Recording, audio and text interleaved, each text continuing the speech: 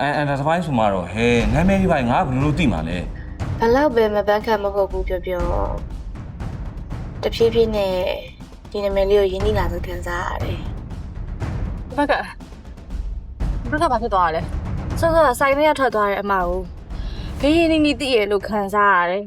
သူ့ကိုမနာလို့စိတ်ကြောင့်သာရက်ဆက်လိုက်ရတာအိုင်ဘွားမှာအရင်နှီးဆုံးသူဟာတန့်တည်ပဲ ကိုတက်စင်ချုပ်ရိုးလာဖြစ်ရင်ငါစီရောက်လာပြီလေမပန်းခက်ကဆိုင်ကလေးလည်းပြင်တတ်နေတယ် ကို့အမြင်ကတော့တန့်တည်ထက်မင်းကပူကြောက်စရာကောင်း မောင်